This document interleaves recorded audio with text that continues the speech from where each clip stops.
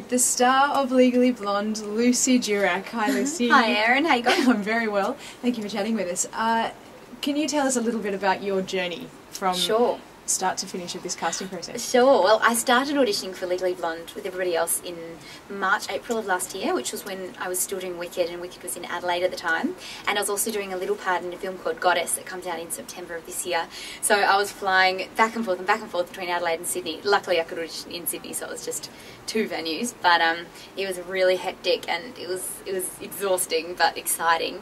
And then they said, "Oh, great, we've seen enough for now." And then then I had about 6 months where they kept threatening to send me to London every few weeks. Oh, no, then it's not going to work. Oh, we're going to send you. No, it's not going to work. And I was like, oh my gosh, I just was living like in a state of cat-like readiness. And a time came up that Jerry Mitchell, because he lives in America, he was in London in November, and they sent me there. So I went across, and I was there for about 4 days and did a little bit of work with the English creative people and saw the show and started to fall more and more in love with the show. And I thought, oh God, if I don't get it now, I'm going to be so much more disappointed, because now I've really gone there and dreamt of what it would be like.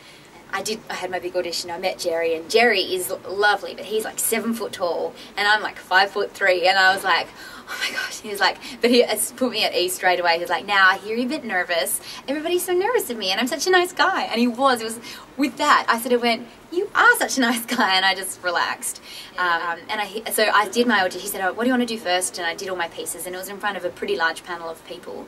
And I did all the pieces, and at the end he was like, well, and he like looked to either side of the panel and said, well, I think we should give it to her. And I was like, really? I was like, this is going to be a really cruel joke if you don't mean this. And he was like, yeah. And then he just turned to me and he was like, well, and I hear it's your birthday yesterday, so happy birthday. And I was like, oh my God, it was so exciting. And oh God, but anyway, then John Frost emailed me, and Sue Farrelly, who's also one of our producers, emailed congratulating me, and they sent me a bottle of champagne, and it was all very exciting from then on. And it felt, because I had it in writing, I thought, okay, I think, but because I wasn't allowed to say anything to hardly anyone, it felt a bit bizarre until today, really, that it's real.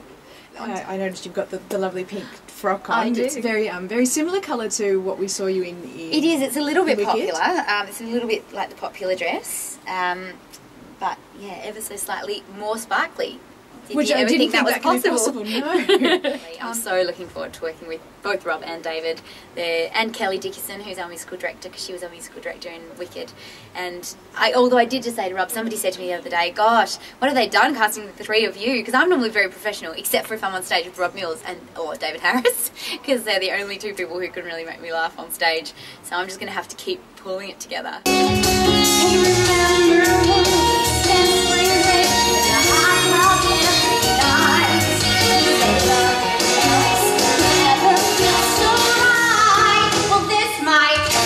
We've heard you singing this afternoon. Have you gone through all of the music in the show, learning it already? I have, just out of excitement. I haven't really had any formal rehearsals on anything other than the audition material. I had done a bit of work on that, but yeah, and I haven't really even had very much rehearsal of that song, so it was quite nerve-wracking going, I think this is the biggest song I sing, and I haven't really rehearsed it properly with anyone. Like I've rehearsed it on my own and a little bit with my sing teacher Tim Smith in Melbourne, and Kelly Dickinson, I've done a little bit of work with her, and a little bit with the London creators while I was there, but it's just tiny bits. And I know, after doing 1,500 shows of Wicked where everything's so well rehearsed, it feels kind of like I've just taken the training wheels off and I'm going without doing much preparation yet, so it's kind of nerve-wracking. But it was exciting. Yeah.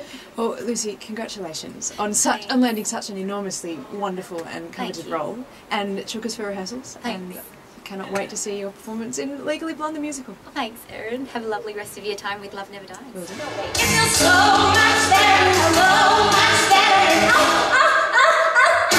much better. I am so much better than before.